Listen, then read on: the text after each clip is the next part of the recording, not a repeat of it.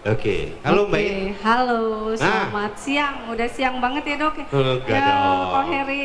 Bu In, Ya? ini ngomong-ngomong RSUD Kiwari. Bandung Bandung Kiwari. Kiwari. Ya, Bandung Itu Kiwari. di mana Bu? Itu adanya lokasinya di Jalan Kiai Haji Wahid Hasim nomor 311 Kopo. Yang lebih terkenal Kopo ya? Jalan Kopo. Dekat bypass itu ada bangunan yang tinggi 13 lantai. Itu dia kok. Oh, belakang terminal Lewi Panjang tepatnya. Pokoknya yang dekat Lewi Panjang. Jadi dekat itu ya. Dan ternyata ibu bapak ini saya nggak bohong loh ya, beneran bukan ini ya. Ternyata kalau kita lihat di sana instalasi radiologinya sangat canggih. Benar. Saya aja kaget gitu. Dan beberapa dokter juga yang hadir di sini. Kiwari ada mesin ini gitu ya? Kan judulnya Kiwari. Apa itu Bu? Kiwari artinya kekinian. Oh kekinian? Ya, bahasa Sunda ya. Oke Bu, di sana tidak ada apa salah. aja Bu? Di sana itu kita adalah tipe rumah sakit RSUD Bandung Kiwari tipe B yang menyediakan layanan 4 pelayanan penyakit dasar, kemudian ada penyakit kulit kelamin, ada bedah plastik, kemudian ada dokter jiwa juga, layanan radiologi, rehabilitasi medik, kemudian ada poli eksekutifnya dan kita menerima layanan rawat inap eksekutif. Maksudnya? Ada juga. Maksudnya bagi bapak-bapak yang mungkin ingin lebih profesi apa? Jadi lebih di private. Nah, itu kita satu lantai menyediakan layanan eksekutif. Wow, kayak hotel ya Bu ya? Iya, jadi untuk penunggu pasiennya juga mungkin tidak terlalu dibatasi jumlahnya. Oh, oke. Ya. Nah, dan kita juga sudah punya nih Pak, khusus tema hari ini, kita sudah mempunyai poliklinik geriatri. Maksudnya poliklinik? Poliklinik geriatri itu adalah poli yang melayani untuk apa? Untuk melayani untuk keluhan lansia, gitu, ya, keluhan untuk lansia. Nah itu kita mempunyai alur atau pelayanan khusus dari mana pasien itu masuk, kemudian pendaftarannya tersendiri, tempat duduknya tersendiri, jadi layanan prioritas karena lansia ini kan di atas 60 tahun ya Pak. Iya, iya, nah jadi kita tidak mengantri lama, kemudian obatnya diantar. Gila, canggih banget ya. Nah mudah-mudahan insya Allah. Ya, gini, di bank aja ada yang biasa ya, kemudian juga ada bank prioritas gitu ya. Ini sekarang rumah sakit Kiwari dengan juga ada layanan prioritas untuk lansia. Oke. Yaitu ibu bapak yang umur usia 60 tahun. Oke, Bu, kita mau bincang-bincang apa nih hari ini? Kita mau bincang-bincang dengan tema lansia hebat, yaitu menuju hari tua yang sehat. Menuju hari tua yang sehat. Saya setuju, karena kebanyakan orang takut tua. Menuju tua? Bukan, takut tua Bu. Karena kebanyakan orang yang sudah tua, identik orang yang sudah tidak bisa apa-apa, banyak penyakitnya, tidak mampu melakukan apa-apa. Nah, kita akan ada nih tips-tipsnya bagaimana nih menghadapi hari tua biar bisa liburan ke luar negeri kok. Jalannya juga biar bisa masih dance gitu kan. Pokoknya hari tua yang bahagia ya. Oke, siapa nih pembicaranya? Nah, pembicara hari ini ayo ibu-ibu yang ada di aula ini mungkin merapat dulu nih ibu-ibu mungkin terutama yang pengen hari tuanya bahagia. Iya. Nah, jadi ini bukan hanya untuk ibu-ibu atau bapak-bapak yang sudah tua, yang muda, tapi justru orang-orang muda yang nanti akan meningkat dan menjadi tua. Nah, lebih berkualitas hidupnya. Betul. Baik, kita sekarang sudah kedatangan narasumber kita. Terima kasih ya ini Dok. Kami perkenalkan Dr. Ilham Nugroho WK spesialis penyakit dalam. Oke, kita beri tepuk tangan dulu untuk Dr. Ilham. Nah, terima kasih banyak Pak Ibu. Nah, siapa Dr. Ilham ini Mbak I? Ya, saya perkenalkan Dr. Ilham ini adalah salah satu dokter dokter idola di RSUD Bandung Kiwari ya, yang kami kemudian mungkin idolanya ibu-ibu ya, ibu-ibu lansia. Karena yang bertanggung jawab dengan poligeriatri. Baik, Dr. Ilham ini pendidikan terakhir, pendidikan dokter spesialis penyakit dalam di Fakultas Kedokteran Universitas Indonesia. Kemudian organisasinya Dr. Ilham yaitu Perhimpunan Dasar Spesialis Penyakit Dalam Indonesia. Riwayat pekerjaan sekarang berada di RSUD Bandung Kiwari, kemudian kegiatan lain sebagai perwakilan Indonesia di YLTP di Nagano, Jepang tahun 2014, luar biasa. Tenaga Kesehatan Haji Indonesia tahun 2016 dan award di LPDP. Ya, gitu. Ya dok? Ya, terima Beri kasih, tepuk Bu. tangan pada Dr. Ilham sebagai narasumber. Ayo ibu-ibu yang mungkin pengen hari tuanya bahagia dan berkualitas. Baik, dok, saya pengen nanya nih dok. Ya, boleh Bu. Nah, Ini udah ngumpul semua ya? Tadi Bu It sempat panggil nih, yang mau masa tuanya lebih bahagia siapa di sini. Jadi ini bukan hanya untuk yang usia lebih dari 60 tahun, tapi Bapak Ibu, teman-teman, Akang Teteh yang masih muda juga bisa mempersiapkan ya. Boleh ayo, berkumpul Ibu. semua di sini. Di sini ya? banyak hadiah Kita nih. sharing. Kita menyediakan Oh, ada hadiah. hadiah juga ya, Bu, ya? Ada dong, pasti namanya event medical fair pasti ada hadiah. Ya, baik dok, saya mau nanya dikit nih. Bagaimana sih kondisi lansia atau di lansia di Indonesia atau di dunia? Kemudian kadang-kadang kan lansia banyak keluhan nih, cepat lelah, susah tidur, ya. Terus harus gimana nih? Cara tips-tipsnya nih untuk menghadapi hari tua ini agar lebih bahagia dan berkualitas. Baik dok. Oke. Ya, ya. Saya serahkan waktu dan tempat pada narasumber kita. Terima kasih dok, silakan dok.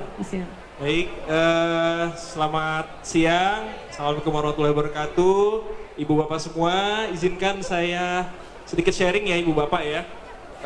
Tema kita hari ini tema dengan judul Lansia Hebat, menuju hari tua yang sehat ya. Kalau di sini ibu bapak lihat lansianya ceria semua ya, senyum semua ya di sini ya.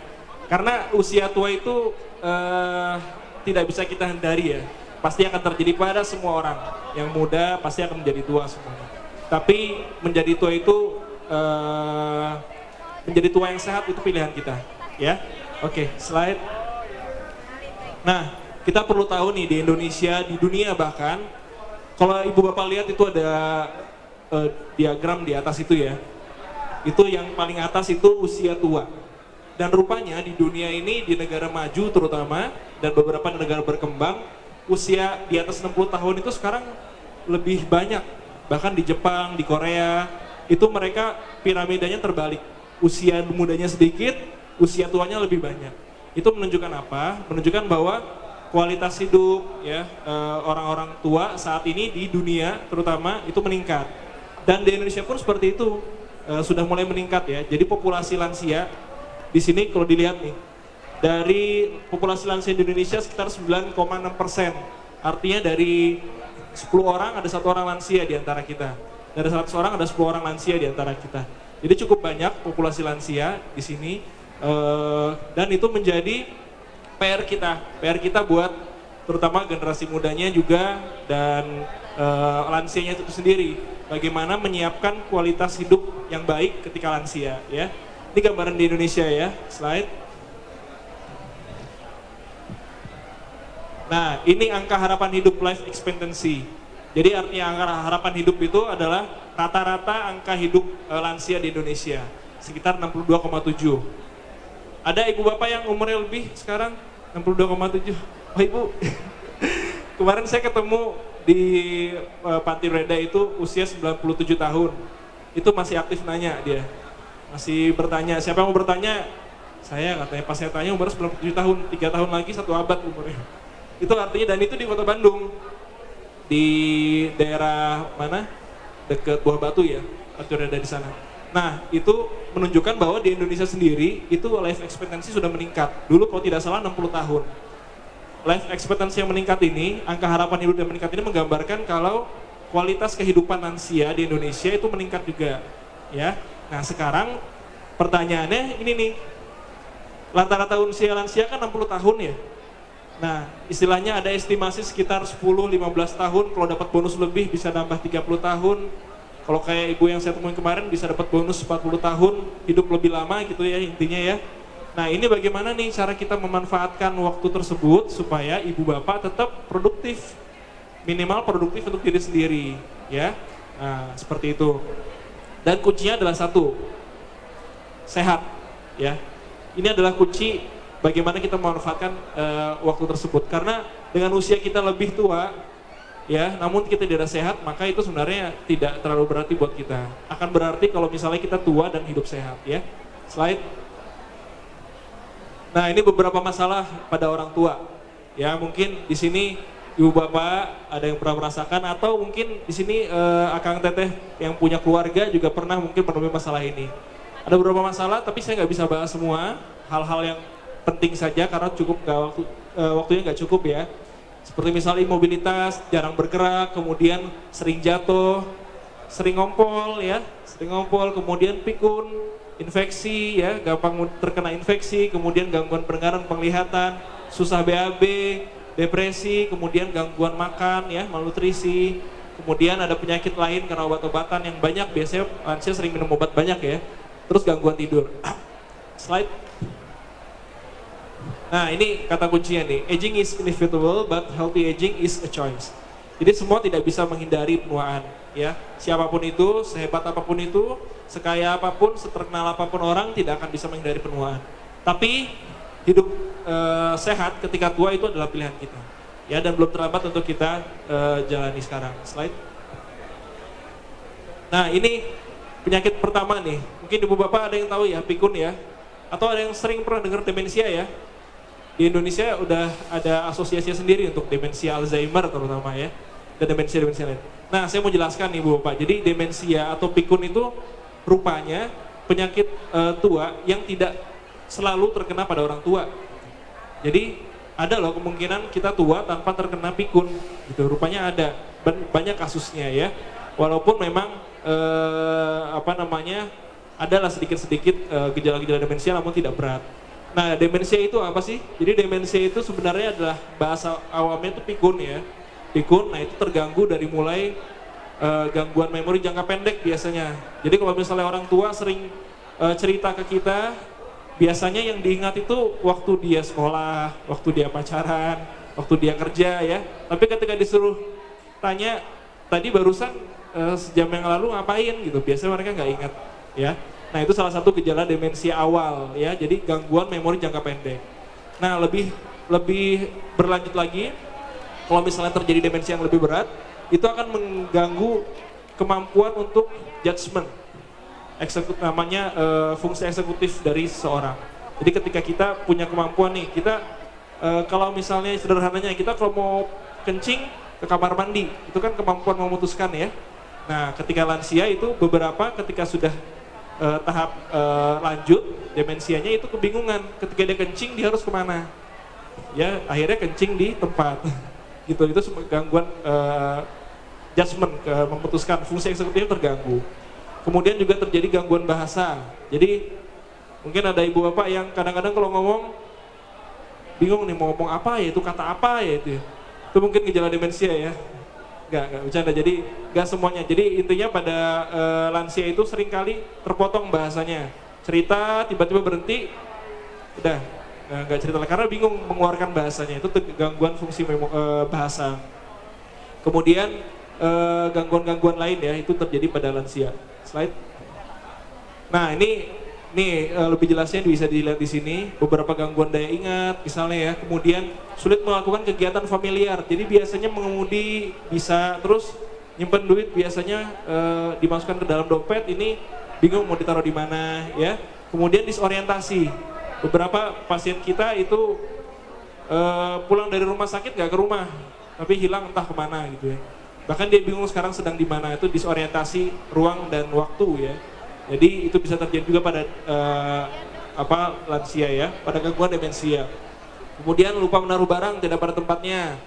Itu juga misalnya lupa menaruh kunci atau apa, ya.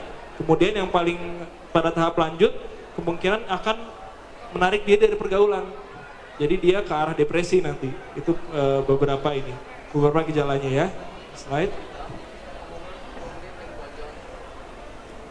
Nah, ini beberapa tips nih menuju lansia yang sehat. Ini hal-hal yang bisa kita pelajari, ya. Ibu bapak mungkin kelihatan di sini, yang bisa kita lakukan untuk mencegah atau mengurangi gejala-gejala pikun ya atau demensia. Yang pertama, pelajari sesuatu yang baru. Kalau misalnya ibu bapak baru bisa bahasa Indonesia atau bahasa Inggris, pelajari bahasa Mandarin misalnya. Atau pelajari bahasa daerah yang lain misalnya, itu salah satu mempelajari hal-hal yang baru. Kemudian misalnya ibu bapak bekerja di di bidang teknik atau apa ya kan, pelajari hal-hal lain, misalnya pelajari tentang kesehatan ya. Jadi hal-hal baru itu memicu untuk mengurangi gejala-gejala demensia. Kemudian menghafal. Nah, menghafal ini apapun bisa dihafal. Ya dari mulai benda ya, atau misalnya nama-nama orang ya, atau nama-nama tempat misalnya, itu juga bisa. Kemudian kegiatan-kegiatan games seperti puzzle, teka-teki. Nah, ibu bapak misalnya bermain TTS atau main sudoku ya, atau main Scrabble ya, nyusun kata ya, itu kegiatan yang sangat positif untuk lansia. Itu saatnya tuh sambil main sama cucu ya, ngajarin cucu, itu hal yang positif dan bisa menjaga daya ingat ya, kemampuan daya ingat. Jadi jangan biarkan otak kita nganggur istilahnya ya. Jadi tetap dipicu dengan kegiatan-kegiatan tadi. Paling sederhana tadi ngisi TTS ya, atau tadi main sudoku, main Scrabble ya, main catur misalnya ya dengan cucu ya, itu bisa memicu mengurangi gejala dan demensia. Kemudian berlatih membiasakan 5W dalam menanggapi sesuatu. Jadi 5W ini maksudnya what, when, why, how ya. Jadi biasakan ketika ada sesuatu nih nggak apa-apa agak kritis sedikit walaupun udah lansia ya. Ditanya bagaimana bisa terjadi, siapa ya, di mana ya, biasakan sehingga kemampuan menalar tetap ada ya. Begitu. Kemudian melewati jalan yang jarang dilalui. Nah, ini nih salah satu hal sederhana yang bisa membantu kita justru efek terhadap neuron-neuron di otak itu sangat baik. Ya, jadi membiasakan kalau misalnya kita ke rumah anak atau cucu lewat jalan itu, kita coba jalan yang lain, ya. Atau misalnya berkunjung ke mall lewat jalan itu, pulangnya lewat jalan yang lain. Itu juga salah satu cara untuk memaksimalkan fungsi otak ya. Kemudian melakukan aktivitas dengan tangan non dominan. Ini hal-hal yang bisa dikerjakan juga. Misalnya ada yang suka main tenis pakai tangan kanan, coba main pakai tangan kiri ya. Atau misalnya main basket atau main yang lain ya. Kalau orang lansia mungkin kegiatan lain misalnya menyapu atau berkebun ya, dicoba dengan tangan yang non dominan. Itu rupanya juga bisa membantu menjaga daya ingat. Dan memvariasikan kegiatan sehari-hari. Jadi kegiatan itu kalau bisa tidak monoton. Jadi intinya demensia ini sebenarnya penyakit yang bisa dihindari rupanya. Tidak semua orang tua itu pasti akan menjadi demensia atau pikun ya. Nah, salah satu kegiatannya tadi kita memvariasikan kegiatan-kegiatan kita. Slide. Nah, ini tips-tips lainnya menjaga stimulasi otak kita dengan memakan sayur buah, kemudian berolahraga ya, bergerak, kemudian beraktivitas. Jadi memang masalah utama pada lansia saat ini tuh kadang karena merasa sendiri ya, apalagi kalau misalnya lansia pasangannya sudah meninggal misalnya ya, cenderung menyendiri di rumah ya, imobilisasi namanya, tidak bergerak. Itu memicu pertama penyakit. Karena penyakit paling sering pada lansia itu penyakit paru-paru dan penyakit kencing ya. Karena kenapa? Karena terlalu banyak diam di rumah, tiduran ya, itu tidak terlalu baik ya. Jadi usahakan dalam kondisi lansia itu bercengkrama dengan orang lain. Kalau misalnya nggak ada kerjaan, main ke rumah tetangga atau main ke rumah cucu atau ajak cucu ke rumah, sehingga tidak berkegiatan sendiri di rumah. Nah, itu salah satu cara untuk menstimulasi otak, bersosialisasi juga ya. Jadi jangan biasakan menyendiri untuk lansia. Mungkin yang anak-anaknya yang punya orang tua juga kasih tahu orang tua jangan biasakan menyendiri di kamar, diajak keluar berkebun atau main ke rumah tetangga, bercerita ya, atau warisan misalnya, itu lebih baik ya. Slide. Nah, masalah lainnya ada yang namanya sarkopeni. Sarkopeni ini gangguan penurunan massa otot. Jadi pada awamnya lansia itu memang secara fisiologis berkurang massa ototnya ya. Nah, tapi rupanya itu bisa dicegah gitu. Beberapa hal yang bisa dilakukan itu diantaranya ya berolahraga tetap ya. Jadi beraktivitas fisik itu tetap harus dilakukan pada lansia. Bukan berarti semakin tua semakin banyak alasan buat tiduran, buat tidak olahraga ya, itu salah. Justru semakin tua itu ada kegiatan-kegiatan atau aktivitas olahraga yang harus tetap dilakukan oleh lansia. Ya, memang gerakan-gerakannya tidak boleh gerakan-gerakan yang terlalu agresif ya, yang tidak melibatkan sendi terlalu banyak. Ya, karena memang kondisi sendi pada lansia itu lebih rentan untuk terkena penyakit. Nah, tapi tetap harus dilakukan olahraga. Jadi misalnya kegiatan paling baik memang kegiatan berenang ya, atau kegiatan paling sederhana ya jalan pagi ya. Jalan pagi untuk kegiatan-kegiatan misalnya ibu bapak yang sering tenis atau badminton ya, itu memang untuk usia lansia sebaiknya dikurangi karena ada impact atau efek terhadap sendinya ya, di mana sendi pada lansia itu rentan untuk terkena peradangan ya atau osteoartritis ya. Slide. Nah ini sarkopeni ini penyebabnya yang pertama memang adalah penuaan. Secara fisiologis memang akan terjadi sarkopeni. Yang kedua bisa diperberat oleh penyakit. Penyakit bisa menyebabkan sarkopeni. Kemudian inaktivitas, ini tadi yang saya bilang, kegiatan inaktivitas atau imobilisasi namanya, terlalu banyak diam gitu ya, tidak ada aktivitas fisik, itu menyebabkan massa otot berkurang, atrofi ya, jadi sarkopeni. Jadi akhirnya apa, orang yang atrofi, ototnya kecil itu kalau berjalan jatuh pasti. Nah itu menjadi masalah yang lain ya. Ya, slide. Ya ini beberapa cara ya yang bisa dilakukan ya ibu bapak, seperti olahraga ya, senam atau aktivitas fisik seperti itu yang bisa dilakukan ya untuk mengurangi sarkopeni. Olahraga paling baik sebenarnya berenang kalau bisa ya. Berenang ini tidak harus berenang benar, paling tidak bergerak di dalam air karena mengurangi impact terhadap sendi sebenarnya ya. Slide. Nah, instabilitas dan risiko jatuh, slide. Jadi pada orang tua memang resiko untuk jatuh itu sangat tinggi ya. Jadi memang untuk pendamping lansia sebaiknya memperhatikan benar resiko jatuh pada orang tua. Seperti misalnya membelikan alat tongkat ya, atau menggunakan kaos kaki yang ada alasnya sehingga tidak mudah jatuh ya. Dan memastikan di lantai di rumah itu tidak licin seperti itu. Slide. Nah ini juga tadi, jadi kegiatan-kegiatan ini tujuannya untuk menjaga stabilitas, kemampuan keseimbangan ya, tuh lihat di situ, juga menjaga massa otot. Slide.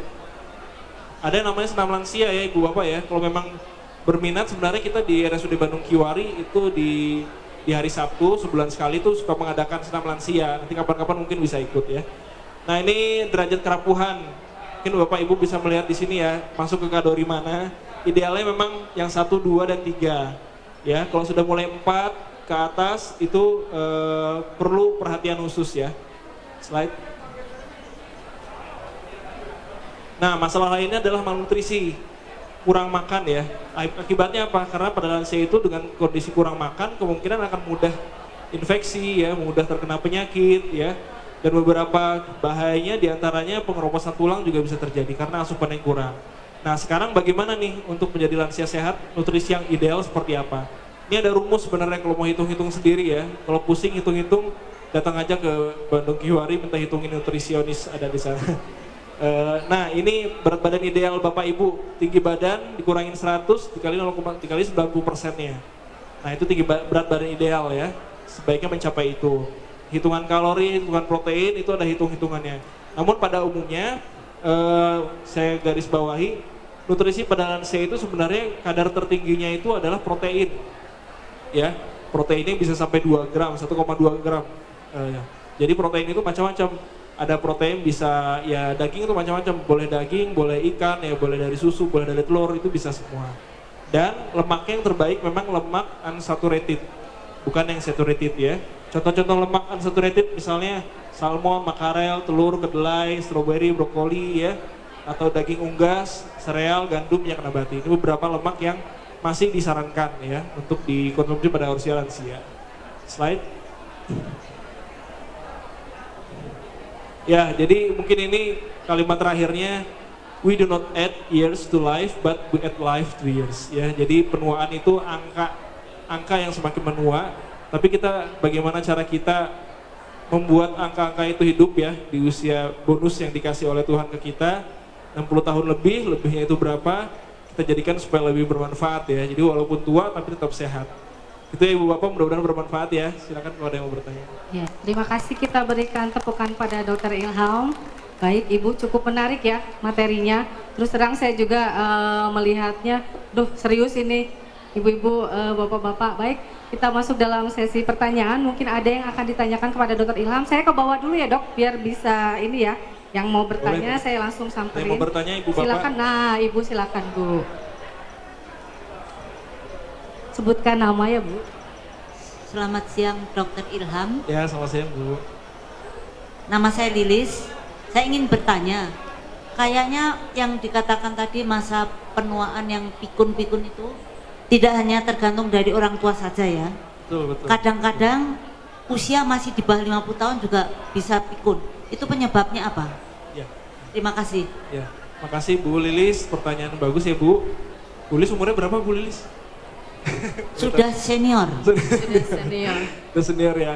Jadi gini, pertanyaan Bu Lilis tadi, pikun atau demensia itu bisa juga terjadi tidak di usia 60 tahun ke atas. Betul Bu, betul sekali.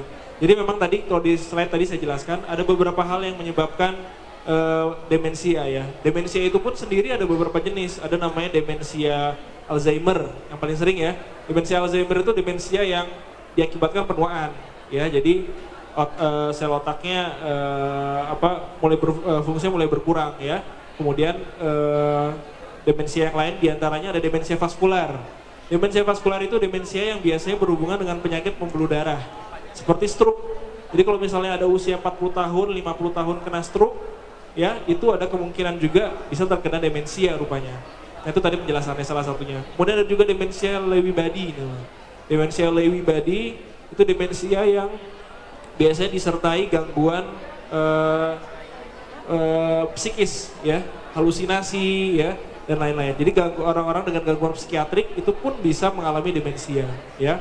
Nah penyebab-penyebab lain tadi saya bilang ada infeksi, beberapa infeksi yang berat itu misalnya infeksi yang melibatkan susunan saraf pusat ya, misalnya meningitis ya, atau infeksi di otak, ya itu bisa menyebabkan juga gangguan daya ingat seperti itu. Atau misalnya kejadian lain misalnya trauma pada kepala ya, itu bisa mengurangi juga pikun. Namun demensia ini pengertiannya memang dikhususkan untuk kasus-kasus yang penyebabnya kita sebutnya di kedokteran metabolik ya. Jadi misalnya penyebab yang tadi karena proses penuaan ya, proses vaskuler itu namanya demensia ya. Nah kalau yang tadi Ibu maksud mungkin lebih cenderung ke gangguan memori jangka pendek misalnya. Ada tuh amnesia ya namanya.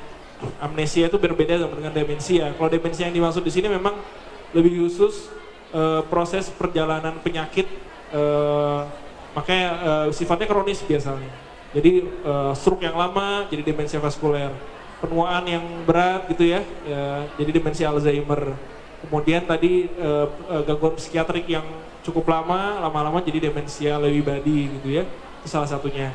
Jadi memang tetap bisa terjadi ya Bu ya pada usia yang lebih muda.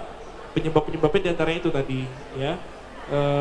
Nah itu tadi makanya semakin kita pasif, semakin inaktivitas lansia itu semakin mudah terkena demensia karena kemampuan sel-sel neuron di otak tidak dipacu gitu ya.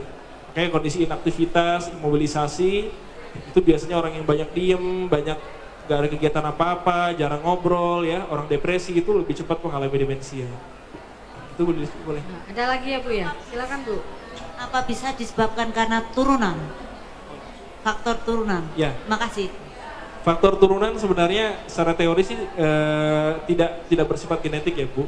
Ini lebih disebabkan oleh tadi proses kronis biasanya atau kejadian akut yang mengganggu proses otak, misalnya trauma pada kepala ya, amnesia atau infeksi akut yang berat, nah itu bisa terjadi. Tapi kalau genetik enggak ada. Itu Bu Lilis ya, mudah-mudahan menjawab ya. Baik, terima kasih Ibu. Lanjut pertanyaan, mungkin ada yang masih ngeganjel di hati Ibu, Bapak-bapak. Oh iya, silakan Ibu. Selamat siang. Selamat siang Ibu. Ya. Siang Bu. Saya mau tanya, saya ini kalau tidur ya malam jam setengah 10. Tapi kalau jam 2 itu tiba-tiba suka pengen ke belakang gitu ya. Nah sesudahnya Kurang nggak bisa jelas suaranya, tidur. Oh, katanya tidurnya jam setengah 10. Tapi kalau tengah malam Suka pengen ke bangun. air gitu ya Bu Iya, ya, bangun jam 2. susah tidur lagi kayaknya sama Bu saya juga. Itu masalahnya sudah Ya Bu, benar Bu. Saya juga pengen tanya tadi sama Dokter Ilham. Terima Iya, kasih betul. Bu. Makasih Bu, pertanyaan Bu siapa namanya Bu? Maaf. Ibu siapa tadi Bu? Yang. Yang. Ibu Eyang. Yang. Iya. Ian ya, Ibu Ian. Ya, Bu Ian ya Bu ya. Bu Ian, makasih banyak pertanyaannya. Jadi Bu Ian bertanya sering tidur jam setengah 10 ya Bu ya.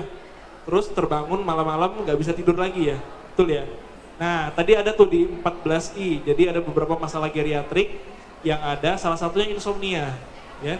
Jadi rupanya insomnia ini memang salah satu gangguan pada lansia yang sering muncul ya. Nah insomnia ini sebenarnya bisa dikurangi gejalanya Bu ya. Jadi tahapan pertama insomnia itu bukan minum obat tidur ya. Salah sekali kalau minum obat tidur, obatnya salah. Yang pertama dilakukan, pertama saya mau jawab dulu. Kalau misalnya kencing malam hari ya Bu ya. Sebenarnya kencing malam hari ini ada beberapa penyebab ya Bu ya. Pertama memang mungkin terlalu banyak asupan cairan ketika sebelum tidur, salah satunya. Kalau yang kedua, kalau misalnya kencingnya itu berlebihan, maksudnya sampai 3 kali, ukurannya 3 kali sampai 4 kali lebih ya. Nah itu berarti ada gangguan lain. Kencing manis salah satunya ya. Itu kalau Ibu sekali-sekali aja ya. Jadi kemungkinan mungkin bukan ke arah sana. Nah wajar sebenarnya Bu pada lansia karena ada masalah lain namanya inkontinensia urin. Jadi lansia itu lebih cenderung buat ngompol gitu ya. Tapi itu gejala yang beratnya ya. Tapi keinginan kencing itu biasanya sering terjadi pada lansia ya. Nah yang harus di highlight, yang harus diperhatikan kalau kita sering kencing itu justru salah satunya adalah infeksi saluran kencing. Pada lansia sering terjadi infeksi saluran kencing ya.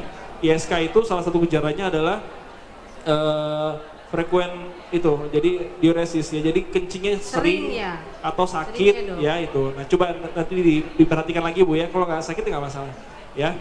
Nah tadi balik lagi nih saya ngomongin masalah kencingnya ya tadi. Sekarang ngomongin masalah tidurnya. Jadi Masalah susah tidur lagi. susah tidur lagi, yaitu salah satu gejala insomnia itu ada 2. Insomnia yang sulit memulai tidur atau insomnia yang gampang terbangun ya. Itu ada 2 ya. Dan biasanya pada lansia waktu tidurnya itu lebih pendek. Beda dengan anak-anak. Jadi semakin kita tua waktu tidurnya lebih pendek, gak masalah. Yang penting berkualitas. 6 jam. Jadi 6 jam nggak masalah Bu, kalau misalnya tidur. Gimana Ibu? Kurang tidurnya? Kurang Dok tidurnya. Kurang ya? Ya intinya tidurnya itu kalau orang biasa mungkin anak-anak bisa sampai 10 jam, orang dewasa normal 8 jam, lansia itu 6 jam. Kurang malah ya. Nah tidak apa-apa sebenarnya asalkan berkualitas. Nah gitu. Nah jadi tadi untuk insomnia yang sulit tidur, itu yang pertama yang harus dilakukan, kita hindari aktivitas 2 jam sebelum kita tidur ya. Jadi karena aktivitas dekat dengan waktu tidur itu membuat sulit tidur pertama. Yang kedua memberikan jarak makan. Tadi Dokter Dede sebelum ini menjelaskan tentang proses pencernaan 3-4 jam ya. Jadi idealnya makan jam 6 sore. Nanti tidur bisa jam 10, jam 9 itu lebih aman ya. Jangan terlalu dekat dengan waktu makan. Kemudian yaitu yang ketiga suasana atau lingkungan tempat kita tidur ya, sebisa mungkin ya jauh dari keramaian, jangan setel HP, jangan dengerin yang terlalu berisik ya. Sebelum tidur itu juga membantu kenyamanan ketika tidur gitu.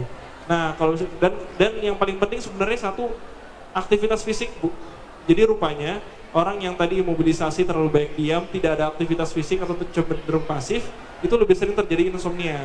Tapi orang yang rutin aktivitas fisiknya, jadi mungkin pagi-pagi sering olahraga, sore-sore jalan-jalan pagi, ya ada aktivitas fisik, itu lebih mudah untuk tidur. Salah satu terapinya adalah melakukan aktivitas fisik yang rutin. Aktivitas rutin itu maksudnya olahraga rutin Bu. Dibiasakan olahraga pagi atau sore setiap hari, itu membantu untuk tidur.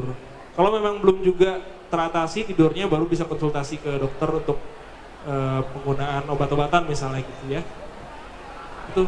Baik, Ibu ada lagi Bu? Mungkin ada satu. Silakan Bu.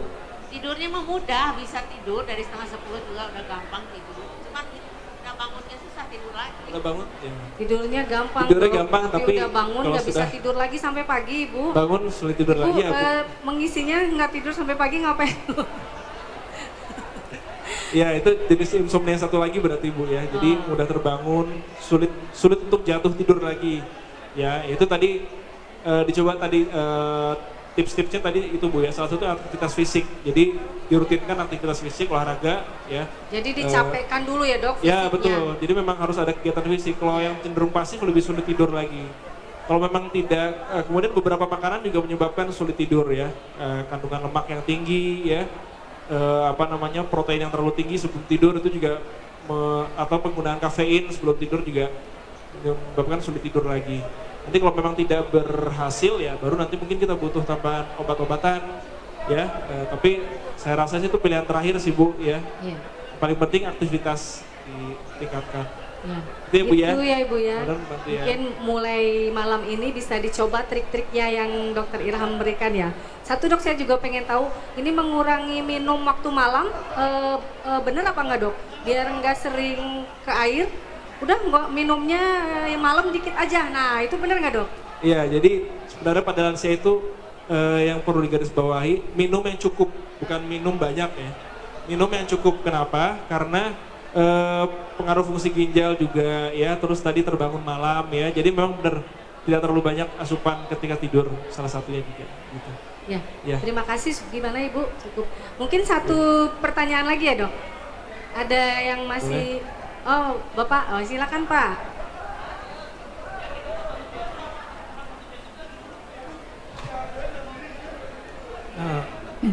Selamat siang Pak, nama saya Siang. Indra. Kebetulan saya salah seorang pasien dari RS Kiwari Pak. Oh gitu. Terima kasih Pak. Pelayanannya Ya. luar biasa, ramah, dan saya sangat puas Ya. Pak. Ya, Nah, itu. terima kasih Bapak. Ya Pak, yang hadir di sini saya anjurkan juga boleh itu kalau mau berobat boleh datang di Promosi sih, RS Bapak. Kiwari. Bapak terima kasih sudah mempromosikan rumah sakit kami. Kita juga Ya. punya Ya. rehab medik ya dok ya, Ya. buat Ya, latihan-latihan. ini salah satu testimoni saya. Ya. Pertanyaan saya gini dokter, tadi kan salah satu penyebab daripada maksudnya orang tua kan ada penurunan otot ya, penurunan daya otot. Ya. Itu kan dipengaruhi oleh penurunan mungkin hormon testosteron di kita ya. Nah, yang saya mau tanyakan itu apakah ada makanan-makanan yang alami misalnya buah-buahan atau apa yang bisa mencegah penurunan dari daya otot? Karena kan seperti kita ketahui biasanya kan kalau orang tua itu biasanya kan suka sakit dengkul, sakit pinggang, nah itu udah masalah yang umum. Nah, yang saya mau tanyakan itu apakah ada gitu solusi dari makanan yang alami gitu. Itu aja mungkin, terima kasih. Terima kasih Pak Asep tadi ya. Terima kasih. Pak Asep kece juga ya dandanannya ya. Kayak anak muda nih Pak Asep, saya aja kalah nih kayaknya. Jadi gini, makasih Pak Asep ya. Jadi pertanyaan Pak Asep tadi bagus ya. Jadi pada lansia itu terjadi sarkopeni tadi Pak ya namanya. Sarkopeni itu penurunan massa otot karena proses aging ya, penuaan ya. Nah tadi saya bilang sarkopeni itu bisa dicegah.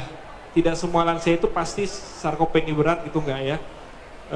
Bisa bahkan tidak sarkopeni. Kan banyak tuh artis-artis yang usia 60 masih keker badannya ya.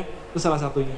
Jadi sebenarnya asupan makan tidak berbeda jauh dengan dewasa muda pada umumnya ya Pak, pada lansia. Karena gini, pada lansia itu yang sering terjadi adalah nafsu makan yang kurang. Gitu, nafsu makan yang kurang sehingga akhirnya yaitu makannya jadi berkurang, akhirnya jadi sarkopeni ya. Nah, penyebab sarkopeni yang lain itu juga adalah inaktivitas, tidak beraktivitas ya. Terlalu baik pasif itu menyebabkan massa otot atrofi, mengecil akhirnya jadi lemes ya, segala macam gitu. Nah, untuk makanan-makanan tadi saya bilang paling utama itu pada lansia sebenarnya tinggi protein, bahkan tinggi kalori ya. Nah, nanti kalorinya harus dipilih karena istilahnya kalau hitung-hitungan dokter itu kalau dewasa muda itu kalau mau hitung sendiri ya 25 kalori per kilogram berat badan per hari untuk dewasa muda. Tapi kalau lansia itu rumusnya 30 kilokalori per kilogram berat badan per hari ya. Jadi sebenarnya jumlah kalorinya malah kita banyakin lansia ya, tapi dilihat juga berat badannya. Dan komposisinya itu dibagi nanti karbohidrat, lemak, protein. Kita perbanyak proteinnya. Karena kenapa? Karena protein itu salah satu membantu otot tadi ya gitu. Nah, protein-protein yang bisa dikonsumsi pada lansia sebenarnya kalau tidak ada kontraindikasi ya seluruh jenis daging-dagingnya boleh. Daging merah ya, daging unggas sebenarnya yang paling baik saat ini, daging unggas. Kemudian protein lain bisa dari telur ya, susu itu masih boleh ya. Namun memang harus melihat juga background lainnya, misalnya ada gangguan kolesterol atau tidak ya, itu harus dikurangi. Namun intinya sarkopeni ini sebenarnya tim dokter itu biasanya bekerja sama sama nutrition. Jadi benar-benar dihitung tuh, misalnya Pak Asep berat badannya 60 kilo ya, komposisinya proteinnya sehari itu harus berapa gram ya, harus dihitung. Nah kadar protein yang kita kasih untuk lansia itu lebih tinggi dari orang dewasa muda biasanya. Ya sih sederhananya mah makan dagingnya lebih banyak dikit dari orang dewasa muda ya. Ya bisa telur, bisa daging unggas ya, dibanding karbohidratnya. Itu karbohidrat pada lansia nggak terlalu, jadi hanya sekitar 40% kalau saya tidak salah. Ya jadi komposisinya seperti itu. Itu ya Pak ya, dan sayur-sayur buah tetap dibutuhkan ya. Makronutrien itu tetap dibutuhkan pada lansia. Dan yang paling penting tadi aktivitas fisik. Jadi jangan merasa karena sudah lansia jadi boleh istirahat lama, nggak perlu olahraga, itu salah. Justru menyebabkan sarkopeni itu. Jadi kegiatan fisik harus tetap dilakukan, olahraga ya, aktivitas sehari-hari itu beda loh dengan olahraga ibu bapak ya. Jadi kalau bilang saya biasa nyapu sehari-hari gitu kan, itu sebenarnya nggak dihitung olahraga karena kalori yang dibakar tidak banyak ya. Jadi sebaiknya walaupun cuma sebentar, walaupun cuma sedikit, olahraga cuma 10 menit, tapi coba dirutinkan kegiatan olahraga ya. Misalnya kegiatan paling gampang berjalan ya, berjalan dihitung karena olahraga itu ada capaian kalori yang dibakar, ada capaian denyut nadi.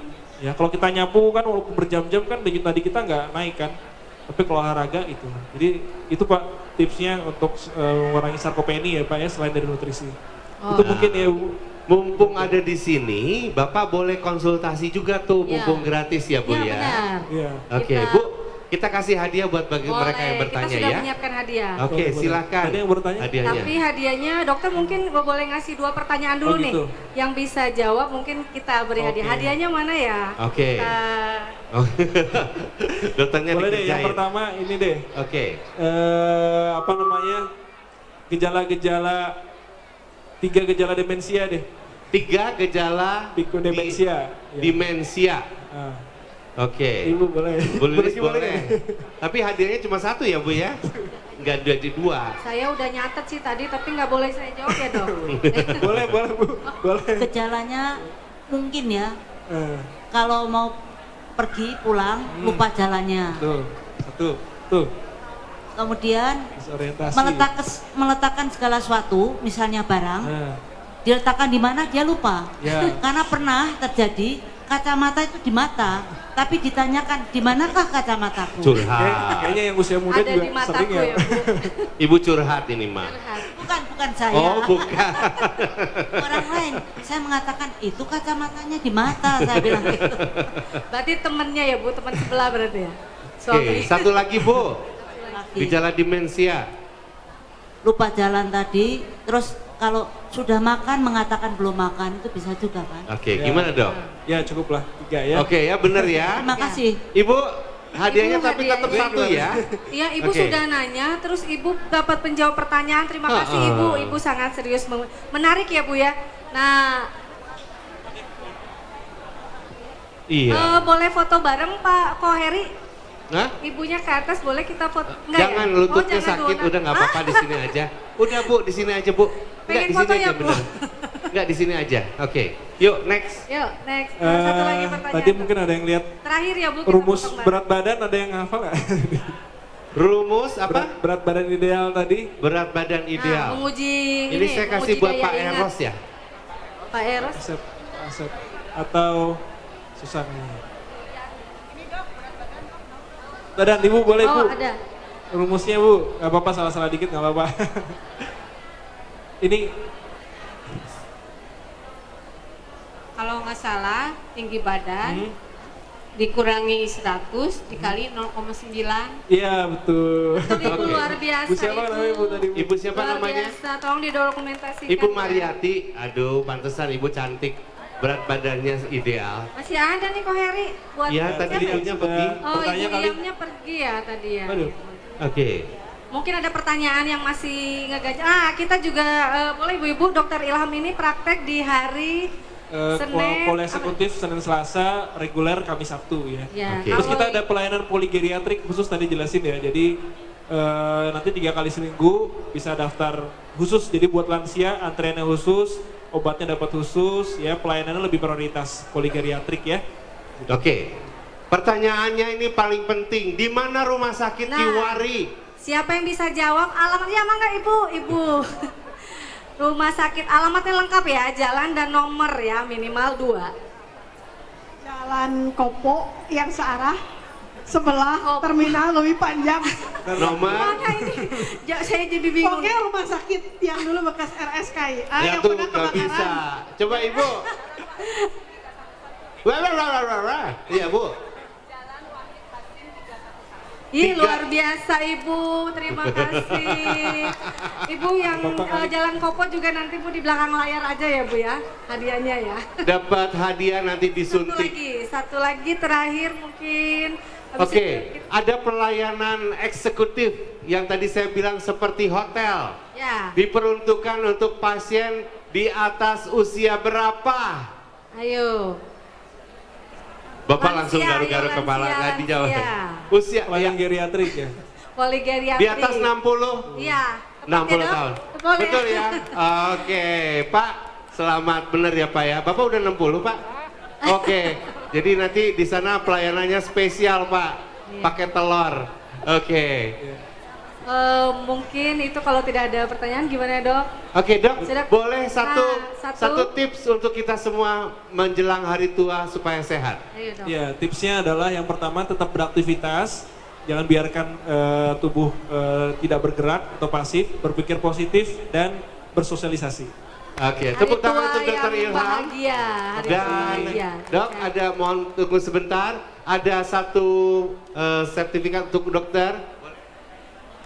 Kiranya balon panitia dan Ibu I, terima kasih. Ya, terima kasih Pak Heri. Oke.